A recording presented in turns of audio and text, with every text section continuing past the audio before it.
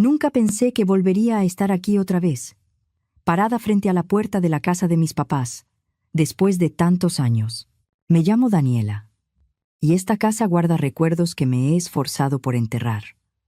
El celular me pesa en el bolsillo, todavía tibio por la llamada inesperada de mi mamá, pidiéndome que fuera urgente.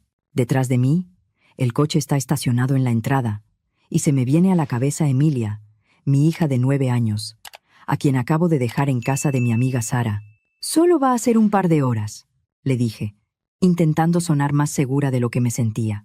La última vez que hablé de verdad con mis papás fue en el funeral de mi abuela, hace 3 años, y antes de eso, fue aquel día horrible cuando yo tenía 18, cuando ellos decidieron, sin titubeos, que mi hermana Liliana valía más que yo.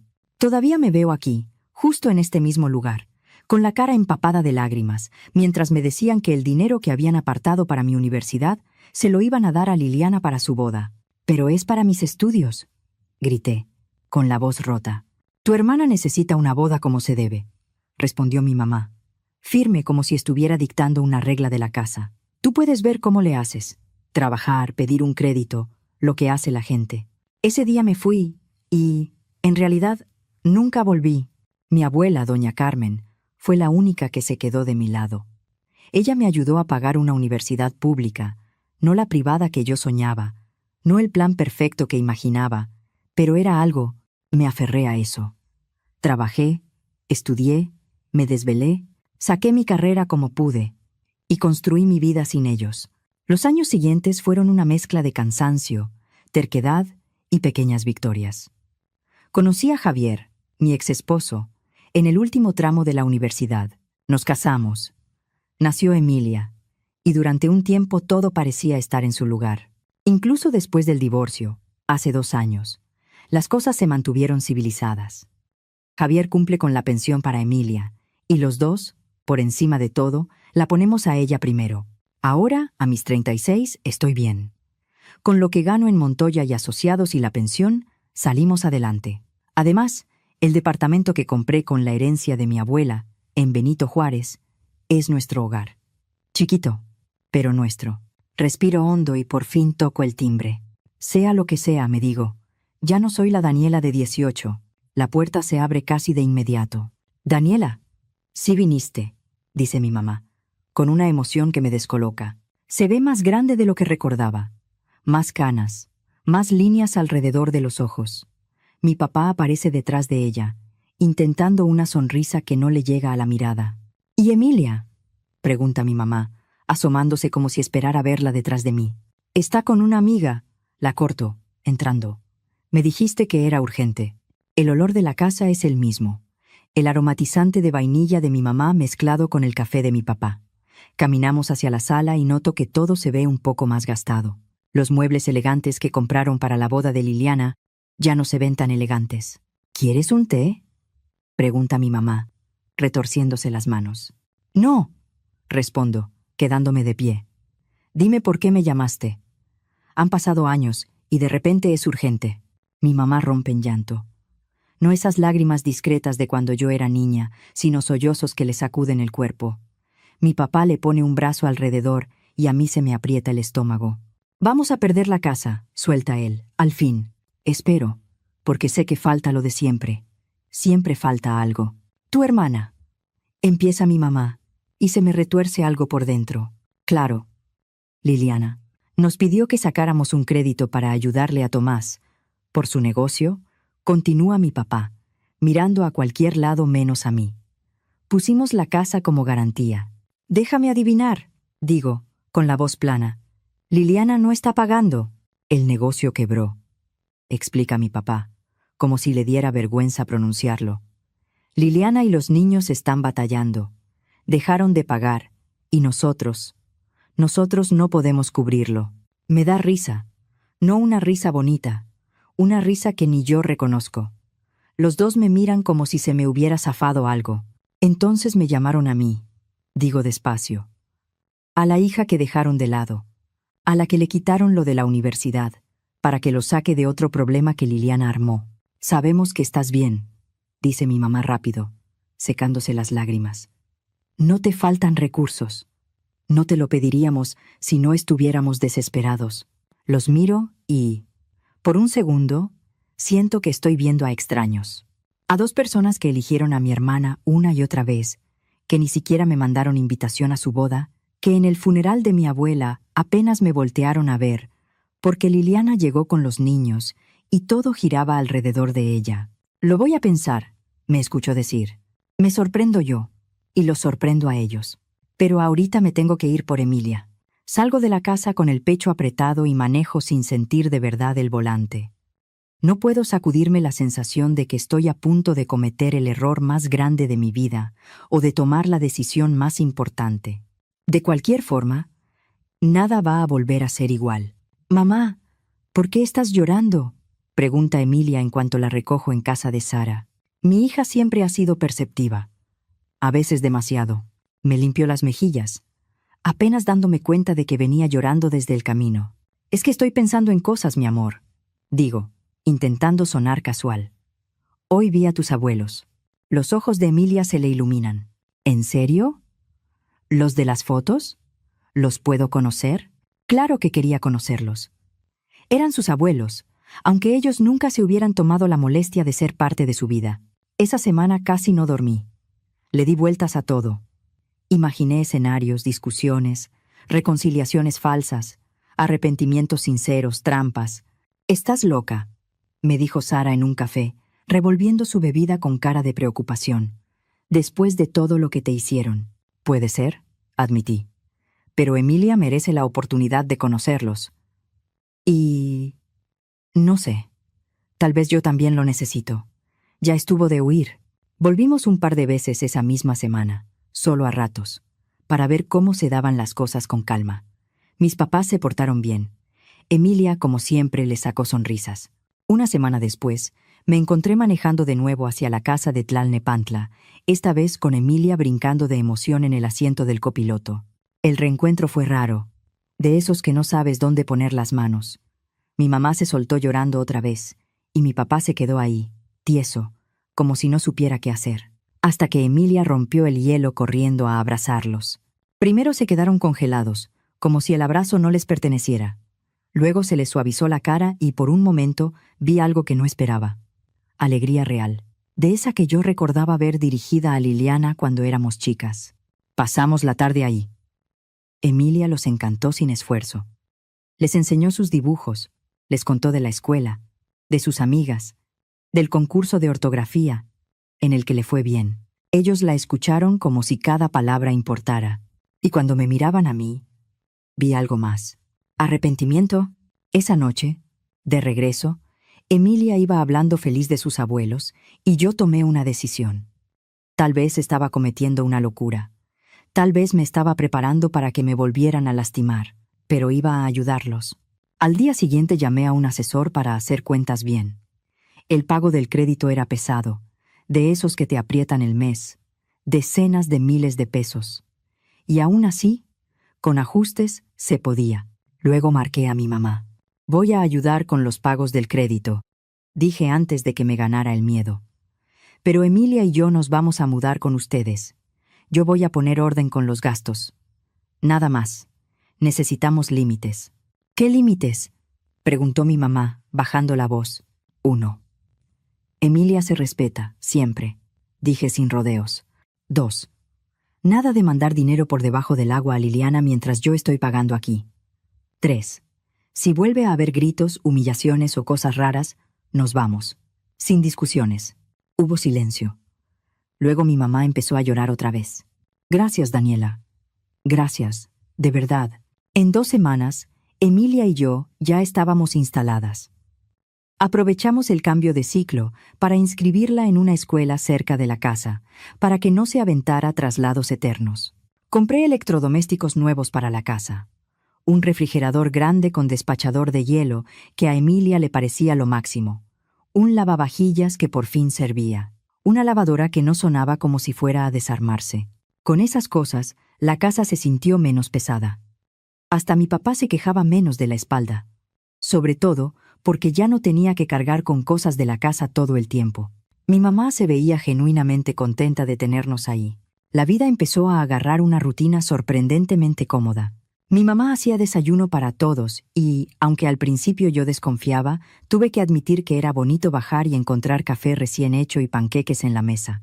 Ella iba por Emilia a la escuela, la ayudaba con la tarea y hasta empezó a enseñarle a hornear, cosa que yo nunca tuve paciencia para hacer. Mi papá bajó su ritmo y se quedó con trabajo de medio tiempo. Con menos esfuerzo físico, sus dolores se calmaban un poco.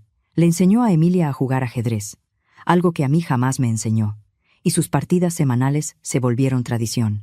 Yo empecé a quedarme más tiempo en la oficina, con la tranquilidad de que Emilia estaba bien cuidada.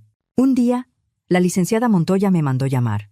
«Daniela, hemos notado que últimamente estás más metida que nunca», me dijo desde su escritorio. «¿Cómo te caería una promoción?» El puesto nuevo significaba más dinero, sí, pero también más responsabilidad. Viajes regulares fuera de la ciudad.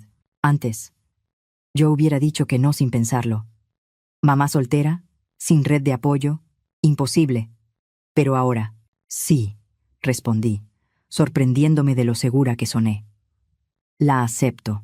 La primera vez que tuve que viajar me sentí hecha nudo. 3 días en Monterrey se me hicieron eternos. Va a estar bien, me repetí como 100 veces. Y estuvo bien. Mi mamá me mandaba fotos de Emilia haciendo tarea, cenando, jugando ajedrez con mi papá. Parecía que por fin todo tenía un ritmo. Pero había momentos, cositas, que me picaban por dentro. A veces mi mamá recibía llamadas de Liliana y se metía a su cuarto. Salía con los ojos rojos, diciendo que se le había metido algo. O yo veía en su celular, mientras le ayudaba a configurar una tableta nueva, las notificaciones del banco. Transferencias, movimientos, dinero saliendo a una cuenta que yo reconocía. ¿Le estás mandando dinero a Liliana?, le pregunté una noche. Lo necesita a veces, respondió mi mamá rápido, a la defensiva. Está pasando un mal momento con Tomás. Mamá, yo estoy pagando todo aquí, le dije, sintiendo el calor subir al cuello. Los recibos, la despensa, los pagos del crédito que ellos dejaron. ¿Cómo es justo que encima le mandes dinero? Tú no entiendes, soltó mi mamá, de golpe fría. Liliana no tiene la culpa de que el negocio de Tomás saliera mal. Tiene 2 hijos que alimentar, y yo tengo una hija, respondí, sin bajarle. Y estoy sosteniendo esta casa también, pero mi mamá ya había cerrado la cara, como siempre que el tema era Liliana. La conversación murió ahí, sin resolver nada. Esas discusiones se hicieron más frecuentes. Yo intentaba no clavármelas, porque Emilia estaba feliz. Yo avanzaba en mi trabajo y la mayoría de los días se sentía como si estuviéramos sanando algo viejo. Una noche, después de un par de copas de vino, mi papá me pidió perdón. Por lo de tu universidad, dijo, mirando su vaso. Nos equivocamos. Mucho. Yo iba a decir algo más, por fin tener esa plática que llevábamos evitando casi 2 décadas, pero mi mamá metió de inmediato el tema del festival escolar de Emilia y todo se quedó otra vez a medias. Pasaron 3 años así. Emilia cumplió 12. Se veía más grande cada semana, más segura, más ella. Yo me acostumbré al ritmo del trabajo nuevo, viajando cada tanto, pero siempre regresando a una hija contenta. Los pagos del crédito iban al corriente. Los recibos se pagaban y la vida parecía estable, hasta que llegó ese martes, en la tarde. Lo recuerdo bien porque yo venía feliz. Acababa de cerrar un trato grande en Guadalajara y tomé un vuelo temprano para sorprender a Emilia. Desde la entrada escuché voces. Muchas voces, demasiadas. Abrí la puerta y me metí en un desastre. Ahí, tirada en el sillón de mis papás, el mismo que yo había mandado retapizar el mes pasado, estaba Liliana. A un lado de ella, 2 niños que reconocí por fotos, pero que nunca había conocido en persona. Maletas regadas por la sala. Bolsas. Una tableta sonando. Liliana tecleaba en su celular sin levantar la cara. «Ah», dijo, como si yo fuera la visita. «Mira quién llegó». Y así, sin más, supe que todo estaba a punto de cambiar otra vez. Solo que esta vez yo no era la Daniela ingenua de 18, y no iba a permitir que la historia se repitiera. «Dejé a Tomás», anunció Liliana desde el sillón, con una flojera que me dio escalofríos, como si estuviera comentando el clima. «Es un sinvergüenza. Nos vamos a quedar aquí. Me quedé parada, con la bolsa del trabajo todavía colgando de mi hombro, tratando de entender lo que estaba escuchando. Mis papás estaban en sus sillones, en sus lugares de siempre, mirando a cualquier lado menos a mí. Los niños, Ana, de 10, y Miguel, de 6, estaban en el piso con las tabletas, como si la casa fuera suya de toda la vida. ¿Te vas a quedar aquí?, repetí despacio. ¿En la casa donde yo pago los recibos y el crédito que tú dejaste tirado? Liliana levantó la cara por fin. Se le subió el color. ¡Ay, ya empezó!, se burló. La señora perfecta con su dinero y su trabajo. Algunos sí tenemos problemas reales, Daniela. Sentí cómo se me tensaba la mandíbula. ¿Problemas reales como pedir un crédito con la casa de mis papás y luego no pagar?, dije. ¿Ese tipo de problemas? Ya, intervino mi mamá de inmediato, como si estuviera apagando un incendio. Somos familia. Tenemos que apoyarnos en momentos así. Se me salió una risa corta, amarga. Qué curioso, dije. La familia solo importa cuando necesitan algo. Eso fue hace años, respondió mi mamá cortante. ¿Por qué no puedes soltarlo? Tu hermana nos necesita ahora. Las semanas siguientes fueron un infierno disfrazado de normalidad. Liliana se adueñó del sillón. Todo el día en el celular, viendo la tele, quejándose, pidiendo cosas. Sus hijos corrían por la casa dejando tiradero y nadie les decía nada. Pero lo que de verdad me rompía era ver cómo mis papás cambiaron de golpe.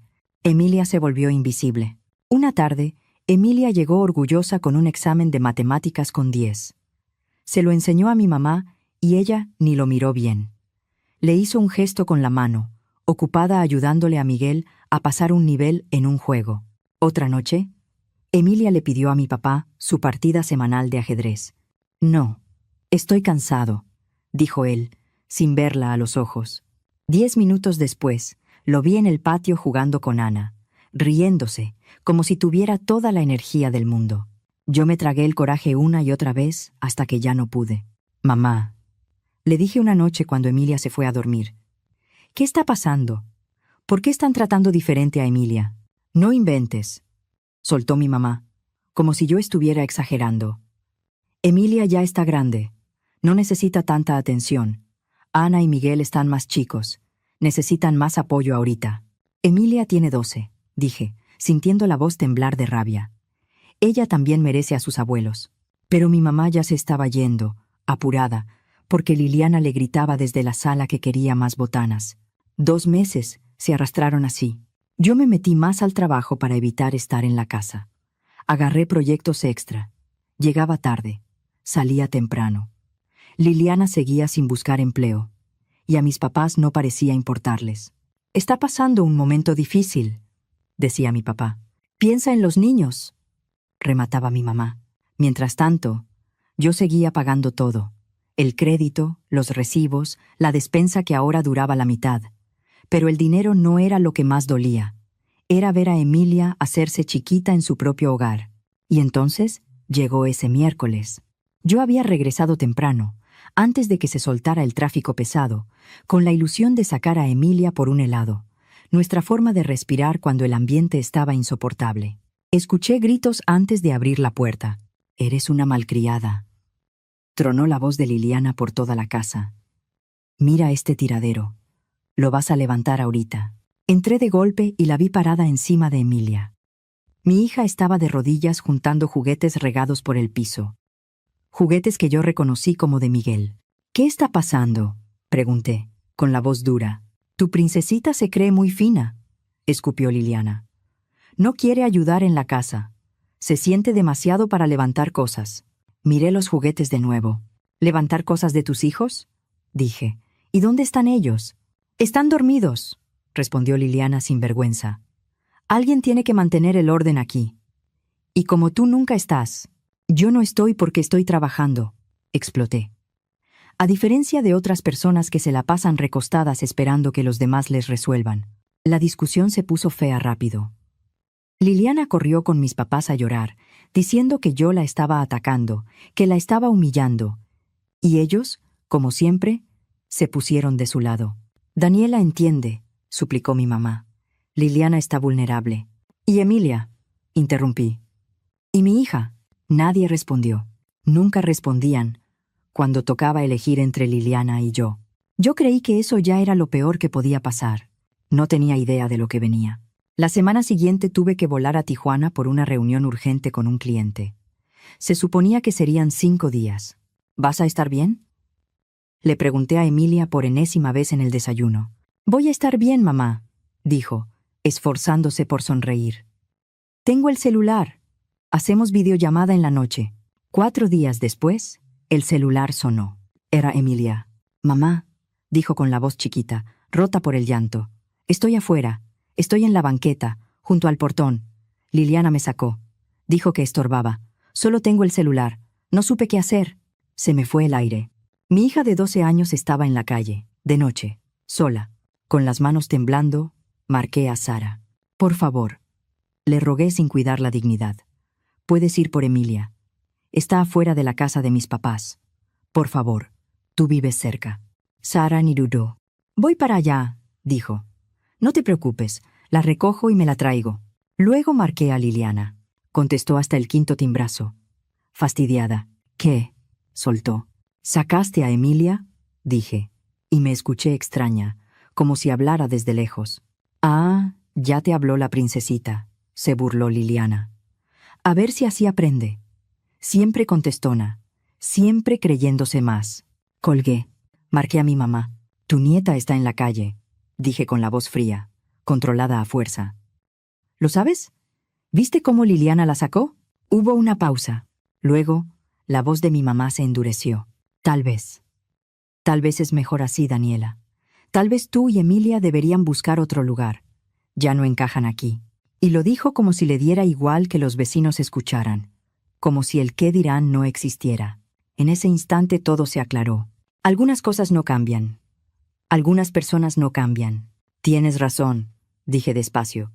«No encajamos. Nunca encajamos». Colgué y compré el primer vuelo de regreso. Se acabó. El vuelo se sintió eterno. Sara me mandaba mensajes con actualizaciones de Emilia cada media hora. Yo no podía descansar hasta tener a mi hija entre mis brazos. Llegué a casa de Sara casi a las 3 de la mañana. Emilia estaba dormida en el sillón. Todavía tenía las marcas del llanto en las mejillas. Sara me hizo una seña para que hablara bajito. Me contó lo que pasó. Susurró. «Y está peor de lo que imaginas». Me senté junto a mi hija y le acaricié el cabello, tratando de no quebrarme ahí mismo. Según Emilia, Liliana llevaba semanas tratándola como si fuera una asistente. Le pedía que limpiara, que atendiera a los niños, que ayudara a hacer de comer, que lavara ropa. Emilia se callaba porque no quería problemas, porque pensaba que yo ya estaba por fin bien con mis papás, hasta que se hartó. Tenía un examen y necesitaba estudiar. Le dijo que no podía seguir dejando todo para después. Liliana explotó. «¡Lárgate!», le gritó. «¡Fuera de mi casa!». «No es tu casa», contestó Emilia, temblando. «Mi mamá paga todo». Entonces Liliana la agarró del brazo y la empujó hacia la puerta. Y mis papás estaban ahí, mirando, sin hacer nada. Dejé que Emilia siguiera dormida. Esa noche no dormí yo. Hice llamadas. Primero a la administración del edificio de mi departamento en Benito Juárez, para ver qué opciones tenía. Luego a la agencia que lo estaba gestionando, porque cuando nos mudamos con mis papás, lo había puesto en renta para poder sostener los pagos del crédito. «Necesito recuperar el departamento lo antes posible», les dije. «Es una emergencia. Díganme qué se puede hacer sin meternos en pleitos innecesarios».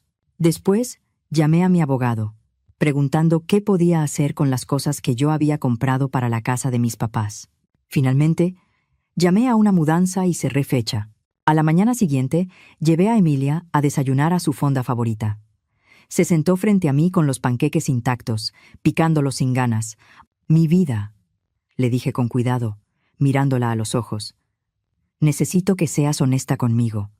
¿Esto ya había pasado antes? ¿Liliana te había lastimado antes?». Emilia bajó la mirada y se quedó callada. Ese silencio me dijo todo. Me decía que yo era consentida. Susurró al fin. «Que yo me creía mucho porque tú trabajas». Y la abuela decía lo mismo. Decía que tenía que aprender mi lugar. Me tembló la mano alrededor de la taza de café. «¿Por qué no me dijiste?». Pregunté, con un hilo de voz. «¿Porque te veías feliz?», dijo Emilia, levantando la mirada. Tenía esos ojos serios que a veces me hacían olvidar que solo tenía 12. Sonreías más. Y cuando la tía Liliana no estaba. A veces la abuela y el abuelo sí eran bonitos conmigo. Me estiré y le tomé la mano. «Escúchame bien, Emilia», dije despacio. Nada es más importante que tú. Ni mis papás, ni esa casa, ni el dinero, ni nada. Vamos a recuperar nuestro departamento, y esta vez nos quedamos ahí. Después del desayuno, fuimos directo a la casa de mis papás. El coche de Liliana no estaba. ¿Quién sabe dónde andaría? Nunca parecía estar buscando empleo. Mi mamá abrió la puerta y se le notó la sorpresa. «Daniela, no esperábamos que volvieras tan pronto». No le respondí. Entré con Emilia tomada de la mano, firme, como si mi vida dependiera de no soltarla. La mudanza ya estaba afuera, esperando. «Se llevan todo lo que yo compré», les dije a los señores, sin titubear. El refrigerador, la lavadora, el lavavajillas, el sillón, la televisión, todo. Fui señalando cada cosa que había comprado en 3 años. Saqué carpetas con comprobantes, estados de cuenta, facturas. «No puedes hacer eso», gritó mi mamá, y por primera vez en mucho tiempo la vi asustada de verdad. «Necesitamos esas cosas». «Sí puedo», respondí calmada, entregando los papeles. «Son mías».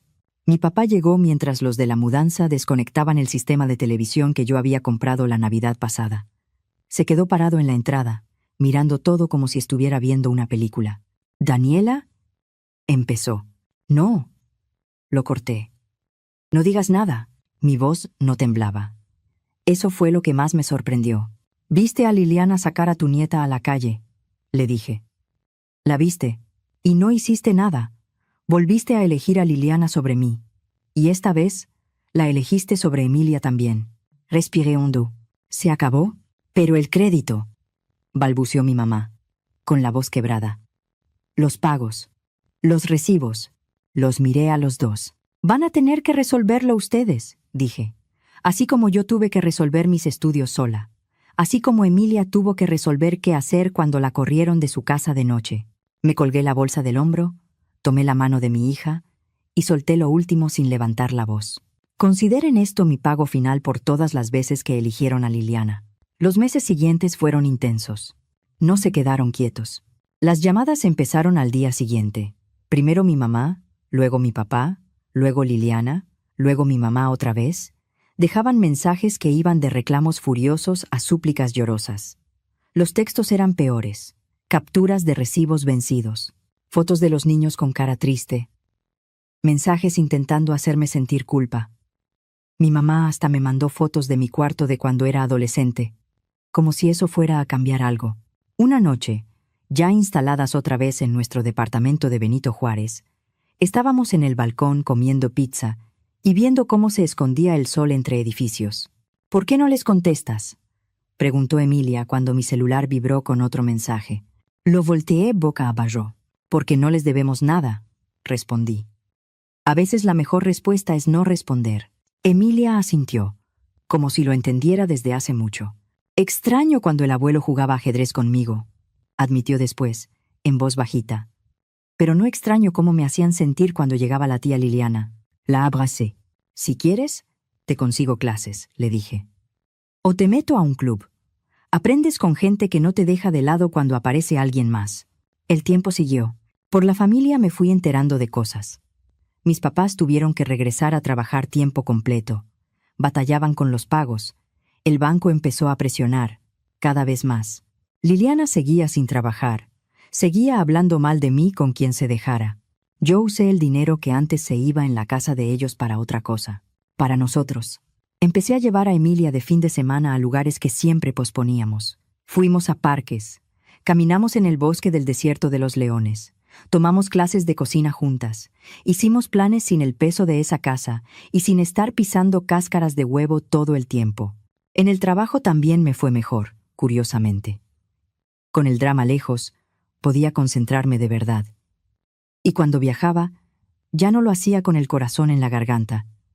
Emilia estaba segura, estaba tranquila, estaba conmigo. Sus calificaciones mejoraron. sin interrupciones, sin gritos, sin tener que estar cuidando a nadie. Se metió al club de ajedrez de la escuela e hizo nuevas amigas. A veces la sorprendía mirando fotos viejas de cuando vivimos con mis papás. Se quedaba callada, pero nunca me pidió volver.